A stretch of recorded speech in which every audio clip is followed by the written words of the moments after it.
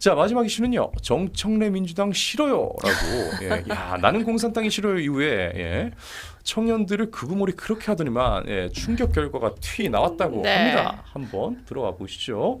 여론조사예요, 여러분. 네, 여론조사인데 한번 들어가 볼게요. 20대 지지율이 16%. 야, 저 이렇게 낮은 거 처음 보는 것 같은데요? 네. 왜냐하면 민주당은 그래도 지지율이 항상 못해도 한 30-40%를 가지고 갔었잖아요. 네. 왜냐면 이게 여성 지지율이 있으니까. 그렇죠. 그 문재인 때 그렇게 남녀를 갈라치기 했을 때 그래서 뭐 역차별이다 이런 지금 비판이 계속 나왔을 때도 심지어 30%대는 유지했던 것 같아요. 20%대까지 보긴 한 것 같은데 제가 10%대 숫자는 처음 보는 것 같거든요. 국힘 지지율인 줄이요. 그러게요. 네. 이야, 참. 갤럽 정례조사입니다. 갤럽인데도 이러네. 그러네요, 진짜. 그렇죠. 갤럽인데도 20대가 여당의 등을 돌렸다. 명확하네요. 자, 18세에서 29세까지의 지지율은 내리막길을 걷고 있는데 이건 누구와 함께 시작했는가? 정청래와 함께합니다. 청래당. 자, 보겠습니다. 네, 최근 민주당 지지율이 40% 초반대라고 국민의힘보다는 높게 유지되고는 있는데 20대에서 계속 하락하고 있는 상황이래요. 저게 좀 포인트인 것 같아요. 계속 하락하고 있다. 네. 그러면 이거 지금 이재명 정부를 평가하고 있다라는 거고 그럼요. 정청래 체제를 평가하고 있다는 거죠. 네, 저희 거듭 말씀드리지만 여론조사는 추세를 보는 거잖아요. 그렇죠. 네, 그래서 정청래의 출범 이후에 반토막이 났다고 합니다. 젊은 세대들에게 비호감도가 높아진 것이지요. 그래서 당대표 선출들 얘기 계속한다 기사에서. 네, 이제 알겠어요. 까마귀 날자 배가 떨어졌네. 네. 민주당의 20대 지지율은 하락 추이를 계속 보이고 있는데, 네, 갤럽이 지난 16, 18일에 조사를 했더니 민주당이 41%를 집계된 것에 반해서 국민의힘이 24%밖에 안 나왔어요. 네. 그런데 이게 보니까 18세에서 29세는 16%에 저게 지금 네 포인트죠. 네. 같은 연령대 국민의힘 지지율은 23%라고 합니다. 그러니까 다 싫다 하더라도 민주당이 더 싫어라는 얘기잖아요. 그렇죠. 그리고 저 정도면 지금 표본 오차를 넘어서는 수준이네요. 오차범위 바뀌네요. 오차범위 바뀌어요. 네. 7%니까 이런 상황에서 자, 7%가 아니군요. 맞나요? 7%, 7% 포인트 차이죠. 네. 네, 표본 오차를 감안했을 때 6% 넘으니까요. 6.2% 포인트가 넘었기 때문에 자, 그래서 선출되기 전에는 어땠는가? 홍익헌님 말씀처럼 그래도 30%는 했다. 네, 그러니까요. 3분의 1은 대충 가져왔어. 근데 이게 뭐야 이게 이런 거죠. 보니까 30%에서 31%로 그리고 30% 다시 23%, 24% 그러다 16% 과광 떨어지게 된 겁니다. 아이고. 그러니까 저게 아마 정청래 이후에 그 강선우 사태 있을 때도 강선우 를 감쌌고 그쵸. 사실 그죠? 맞아요. 그러면 젊은 세대들이 봤을 때는 이게 지금 받아들이기 어려운 거죠. 네. 아하. 그런데 이 대통령 같은 경우에도 같이 떨어지고 있어요. 네. 자, 이게 동일 연령대 이거 보여드리겠습니다. 네. 네. 자, 여기 그러니까 20대의 디커플링, 탈동조화 얘기죠. 그렇죠. 그러니까 커플이 깨진다는 얘기. 여기에 대해서 계속 보여드리고 있는데. 그러니까 확실하게 이 40, 50대랑 다른 길을 가고 있는 건 정말 확실해 보여요. 그러니까요. 네. 그런데 여기 똑같이 20대 43%가 긍정 평가를 했대요. 그러면 이거 여론조사 43%나 했다고? 아니죠. 추세를 봐야겠죠. 동일 연령대에서 같은 기간을 7월 3주차부터 보자면은 55%까지 갔던 게 54%, 49% 가더니 44%, 48% 잠깐 반짝하다가 이때는 합의가 또 잘 된 줄 알았죠. 네. 많은 분들이 이제 강유정에게 속았던 그러다가 또 45%로 다시 이제 주저앉는 이렇게 민주당 지지율보다는 소폭 높은 그런 모습을 계속 보이고 있단 말입니다. 아하. 어찌됐든 이재명은 입으로는 협치하겠다고 하니까요. 네, 그러니까요. 입으로는. 네. 그럼 이런 상황이 계속 갈 것인가? 정치권을 바라보는 것만이 아니라 사회를 같이 바라보면은 조금 이것을 좀 뭐랄까 간접적으로 좀 볼 수 있다고 해요. 네. 사회에 지금 20대들은 어떻게 바라보고 있는가? 지금 영포티에 대해서 계속 조롱을 하고 있는 그런 문화가 약간 밈화가 됐다고 해요. 네, 저는 좀 재밌게 봤어요. 저 이 기사는 아이폰 이걸 17이라고 읽어요. 뭐 17, 17 뭐 이렇게 얘기하죠. 네. 이게 최신 폰이라면서요. 네. 근데 웃긴 게 원래 네. 20대들은 아이폰 많이 쓰지 않나요? 네, 많이 쓰죠. 그럼에도 불구하고 이것을 부장님 폰이다라고. 그러니까 이게 정확하게 그건 것 같아요. 예전에는 이 아이폰 자체를 좀 젊은 세대들이 썼다라고 하면, 네. 근데 지금은 이제 나이가 많은 사람들은 사실 네. 뭐 예전에는 뭐 네. 갤럭시를 많이 썼다는데 지금은 그렇지 않은. 네. 그러니까 저분들이 지금 저걸 쓰고 있는데 거기 그 부분 자체가 이제 젊은 세대들이 봤을 때는 마음에 안 드는 거죠. 맞닥지 않은 맞아요. 거죠. 커뮤니티 네. 일각의 의견에 의하면은 따라하는 게 싫대요. 그렇죠. 근데 그러니까 사실 그 사람들 계속 그거 써왔는데. 근데 영포티, 영피프티들이 네. 젊어 보이려고 이렇게 자꾸 아이폰을 쓰는 그러한 의식이 난 너무 싫다. 이런 얘기가 많이 나오더라고요. 네. 예. 근데 이런 부분에 있어서는 남녀가 가리지 않고 비슷한 의견을 내더라고요. 예. 그래서 지금 온라인에는 이런 짤도 돕니다. 영포티 룩이래요. 이게. 근데 왠지 공감 가지 않아요? 아 진짜 이런 사람 많이 본 것 같아. 네. 예. 그러니까 이제 다 보면은 이렇게 그러니까 브랜드는 다 이렇게 갖추고 있고, 게다가 상당히 이렇게 좀 과거에 이 40대 50대의 의상은 좀 약간 이렇게 좀 점잖게 입었는데 상당히 파격적으로 입죠. 입는데도 불구하고 관리는 잘 되지 않아서. 옷은 옷걸이가 중요한데. 네. 사실은 이거 비싼 옷을 입지 말고 그 돈으로 이제 PT를 끊어가지고 몸매를 비싸게 만들어라 이런 얘기 하잖아요. 근데 요즘에는 네. 관리까지 하면서도 저런 분들이 있는데 아니, 피부 관리 쪽으로 많이 간대잖아요. 그것도 그렇고요. 몸매 관리가 잘 안 그래요? 된대요. 그러니까 이게 예전에 비해서는 확실히 관리를 하는데 네. 그 관리를 한다고 하더라도 사실 나이가 들어가는 그거를 막기는 어렵잖아요. 근데 이게 죽어라 정말. 근데 사실 우리나라에 지금 이런 네. 사람들이 이렇게 생긴 사람들이 많아요, 사실. 맞아요. 네. 그래서 이 영포티를 이제 지목을 해가지고 정치 성향까지 같이 조롱을 하고 있다. 이게 나오는 거죠. 그러니까 정치와 떼어놓고 볼 수 있는 사회 현상이 아닌 거예요. 지금 일단은 이렇게 사용하는 핸드폰에서부터 패션까지 저 한번 쭉 읽어주세요. 볼캡의 로고 티셔츠, 청 반바지 차림의 40대 남성, 오렌지색 아이폰 17 프로 맥스를 또 색상도 들고 있어. 있는 그림이죠. 어깨엔 크로스백, 손에는 나이키 에코백까지. 젊음을 과시하는 듯한 스타일링. 그렇죠. 네. 그렇구나. 네. 그러고 보면은 제가 뭐 10대 대학 고등학교 다닐 때 그때만 해도 한 40대 50대 어른들은 이제는 젊은 거는 젊은이들이 해야지라고 하면서 좀 자리를 내어주는 그런 좀 네. 모습이 많았다면 지금은 뺏기지 않으려고 약간 좀 그 경쟁을 하는 듯한 모습이 많이 보여요. 그러다 보니까 커뮤니티에 지금 2030 남자애들 오히려 경쟁력 없다. 20대 2030 여성들이 오히려 우리를 더 좋아한다. 이런 얘기까지 나오게 되는 그런 얘기까지 나오고.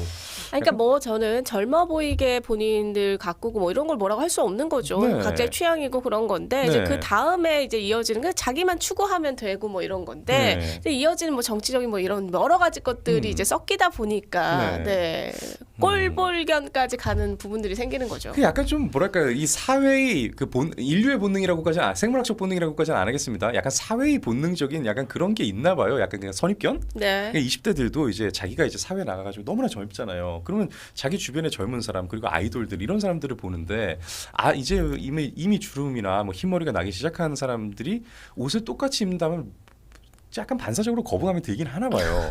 그러니까 그 사람들이 거부감이 드는 것도 그들의 자유고. 그래요, 동시에 맞아요. 또 4050이 또 이제 내가 편하게 젊게 살고 싶은 것도 네. 그들의 자유입니다. 다만 조롱은 이어지고 있다라는 점.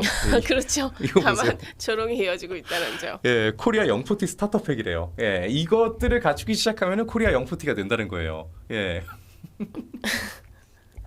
좌상단부터 보여드릴게요. 이거는 소개를 안 할 수가 없어.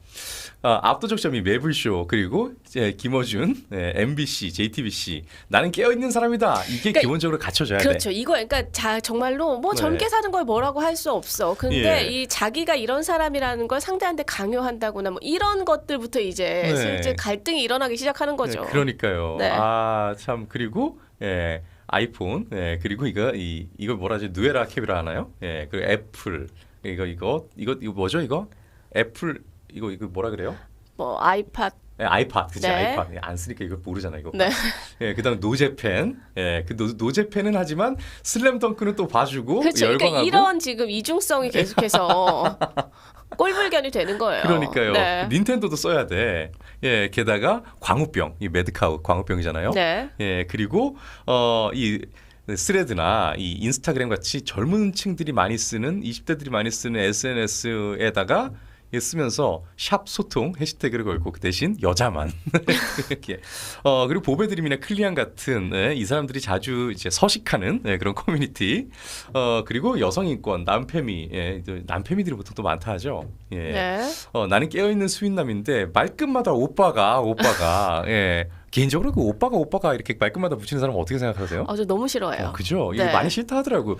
이거 다 싫대요, 이거는. 네. 제가 말씀드린 저는 원래 오빠란 단어를 원래 잘 쓰지 않아서 저는 학교 다닐 때도 그랬기 때문에 네. 선배, 그러니까 인생 선배인 거잖아요. 그러니까 네. 오빠라는 표현이 나보다 나이가 많은 분들한테 하는 거잖아요. 네. 그러면 인생 선배일 수도 있으니까 전 선배라고 치고 물론 맞아요. 이렇게 재밌게 잘생겼으면 다 오빠다 뭐 이런 아. 표현이 있는 건데 그럼 뭐 이제 재미로 하는 거고. 그건 동의합니다, 근데.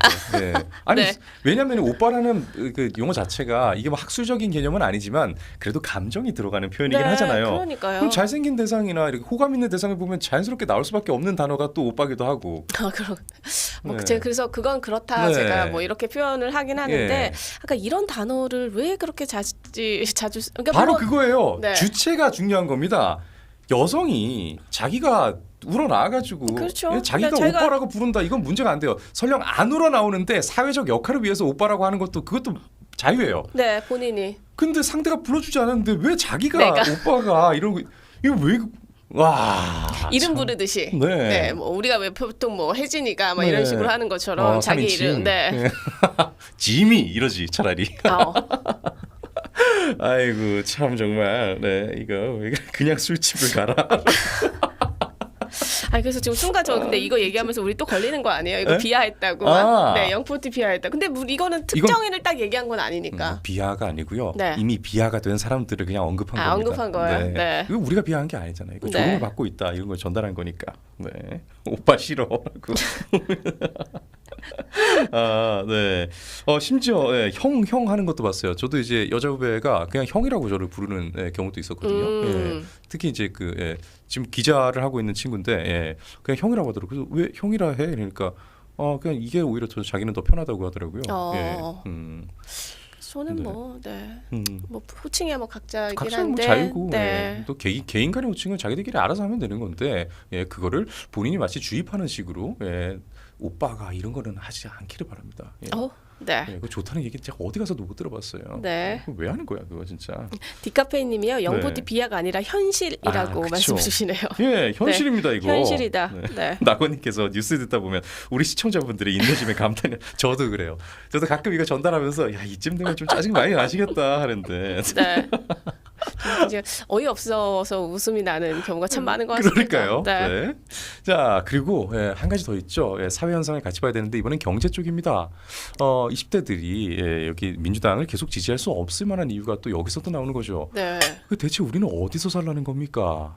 전세 임대 중단에 청년들과 신혼부부들은 멘붕입니다. 항상 좌파들은 약자들을 위한다라고 외치지만 그들의 정책은 항상 가장 하방, 가장 약자를 치게 됩니다. 네, 그리고 지금 본인들의 이 핵심 지지층이 4050이라는 걸 알고 있기 때문에 네. 그들을 위한 정책들이 우선적으로 실시되는 경우를 지금 그러니까요. 많이 보고 있잖아요. 그러다 네. 보니까 이 2039 젊은 사람들은 네. 당연히 우선순위에서 밀려날 수밖에 없는 거죠. 네. 아니 우파의 정책이 항상 기업이나 이런 그 기업과 같이 맞물려 있는 재벌가들, 당연히 기업가들이 그럼 돈이 많죠. 그런 사람들에게 이득이 되는 그런 정책이 많이 나오지만 언제나 사회에 가장 가난한 사람들이 더 나은 삶을 살게 되었어요. 네. 그 정책의 결과는 빈부격차는 물론 늘어났습니다. 그런데 가장 가난한 사람의 삶이 계속 꾸준히 나아졌단 말입니다. 네. 그런데 좌파는 빈부격차를 줄이자라고 하면서 이거를 위에서 압도적으로 누르다 보니까 아래는 더 비참하게 살고 있거든요. 그렇기 때문에 빈부격차는 오히려 늘어나죠. 기사로 한번 들어가 볼게요. 자, 정부가 공공주택 공급 확대 정책을 추진 중이잖아요. 그런데 오히려 기대는 뭐 지지층이 할 수 있을지는 모르겠습니다만 불안이 상당히 많이 여기 들어 있어요. 자. 여기에 대해서 실도입에 의심이 제기되고 있다고 하는데 일단은 뭐 한계가 명확하게 드러난 그런 정책들도 많죠. 그렇죠. 지난 18일입니다. 전세 임대주택 수시 모집 신청 접수를 지난 18일에 이걸에서 신청 접수를 시작을 했는데 22일부터 잠정 중단을 한다. 그러니까 이게 지금 잠정 중단이 됐겠네요. 지금은. 여기에 있어서 이번 조치가 공공주택 공급 강화를 한다 해놓고 또 전면 배치한다. 우리가 네. 이런 모습 많이 봤죠 그동안. 그렇죠. 엑셀 밟아놓고 브레이크 같이 밟는 거. 예. 브레이크 사이드 브레이크까지 당겨놓고 엑셀 밟으면서 야 기업들 네. 힘내라 이러기도 하고 이런 정책을 하는 모습을 많이 봤는데 2030년까지 수도권 중심 신규 주택 총 135만 가구를 공급한다라고 하는데 지금 건설사들이 이럴 역량이 안 된대요 우리나라가. 지금 현재 건설사들이 지금 너무나 지금 상황이 어려워가지고 맞아요. 이거를 지금 공급할 수 있는 역량이 지금 힘들다. 지금 이렇게 이게 현실적인 게 맞냐? 이게 그냥 불가능한 네. 수치예요. 왜냐하면 네. 뭐 아시는 것처럼 1기 우리가 그렇게 많은 신도시 1기, 2기, 3기 이렇게 나오잖아요. 네. 3기 신도시가 20만이 안 되고 1기 네. 신도도 30만 정도밖에 안 되는데 그러니까요. 135만 저거 다 수도권이거든요. 예. 그거 다 하려면 우리나라 지금 신도시가 지금 몇 개가 건설이 돼야 되는 거니까 그러니까요. 사실상 불가능한 걸 그냥 던졌다라고 봐야 되는 거죠. 네. 그리고 저는 제가 지금 이걸 지금 순간 찾았는데 오늘 아침에 봤던 기사인데 네. 굉장히 이제 긍정적으로 이재명 정부의 이 부동산 정책과 관련해서 긍정적으로 평가했던 부동산 전문가의 기사였는데 네. 이번에 이제 9월달에 발표한 이걸 보면서 굉장히 혹평하는 지금 기사를 내가지고 이걸 좀 소개해드리려고 했는데 네. 못 찾았어요. 네. 혹시 사라지게 된 건 아닌가? 못 찾아가지고 요거 예. 제가 혹시 나중에 시간이 되면 네. 말씀을 드릴 텐데 이게 그러니까 공급이 전혀 지금 안 되고 있고 네. 근데 정부 자체가 지금 부동산을 잡을 생각이 별로 없는 것 같다라는 것과 네. 또 하나는 부동산에 대한 접근이 지금 이재명 정부가 마치 주식에 접근하는 것처럼 가고 있는 듯한 느낌이 든다. 약간 이런 걸로 제가 봤는데 네.